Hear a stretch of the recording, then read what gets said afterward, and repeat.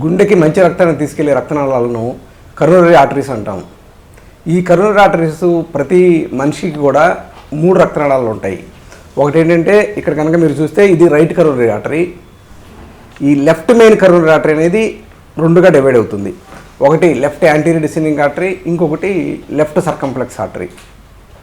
ఈ గుండెకి తీసుకెళ్లే రక్తనాళాల్లో అథెరోస్క్లెరోసిస్ అనే ప్రాసెస్ ద్వారా మనకి బ్లాకులు కనుక ఏర్పడితే మనకి గుండెకి రక్త సరఫరా సరిగా జరగక మనకి ఈ గుండె జబ్బులు అనేది హార్ట్ అటాక్స్ అనేది రావటం జరుగుతుంది.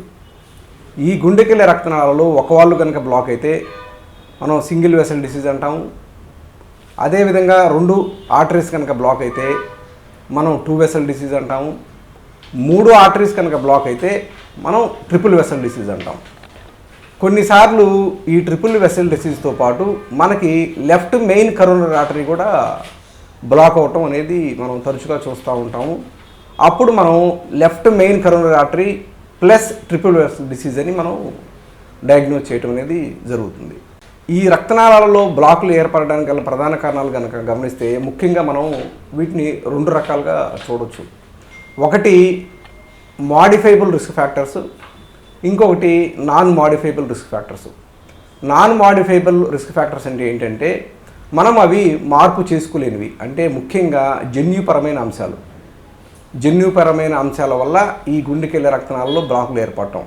ఫర్ ఎగ్జాంపుల్ వయసుతో పాటు అందరికీ కూడా కొంచెం ఈ కొలెస్ట్రాల్ డిపాజిట్స్ అనేవి మన రక్తనాళాలలో డిపాజిట్ అవ్వటం అనేది జరుగుతుంది. అదేవిధంగా వంశపారంపర్యంగా గుండె జబ్బులు కనుక వచ్చే వారికి ఈ బ్లాకులు వచ్చే రిస్క్ ఎక్కువగా ఉంటుంది.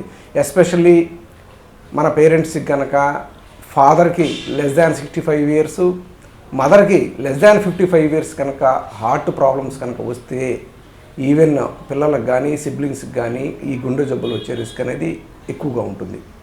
కొన్నిసార్లు ఈ జీవన శైలికి సంబంధించిన రిస్క్ ఫ్యాక్టర్స్, ఎస్పెషల్లీ ఈ మాడిఫైబుల్ రిస్క్ ఫ్యాక్టర్స్ అనేవి ఎస్పెషల్లీ మన భారతదేశంలో చాలా క్రూషియల్. ఈ గుండె జబ్బులు అనేవి గణనీయంగా పెరగడానికి ఈ జీవన శైలిలో వచ్చిన మార్పులు అనేవి చాలా విపరీతంగా రావటం వల్ల ఈ కరోనరీ ఆర్టరీ డిసీజ్ అనేది ఒక ఎపిడమిక్ లాగా ఉంటుంది. కొన్నిసార్లు ఈ జన్యుపరమైన అంశాలు, జీవనశైలి అంశాలు 2 కనుక కలిస్తే ఇంకా ఈ హార్ట్ అటాక్స్ అనేవి ఇంకా తొందరగా వస్తాయి. ఫర్ ఎగ్జాంపుల్ పాశ్చాత్య దేశాల్లో మనకి ఈ గుండె జబ్బులు అనేవి 60 ఏళ్ళకి 70 ఏళ్ళకి రావడం చూస్తే మన భారతదేశంలో ముఖ్యంగా 25% ఆఫ్ ది హార్ట్ అటాక్స్ ఇంకా 40 సంవత్సరాలకు రావడం అనేది జరుగుతుంది. ఇది చాలా ఆందోళన కలిగించే అంశం.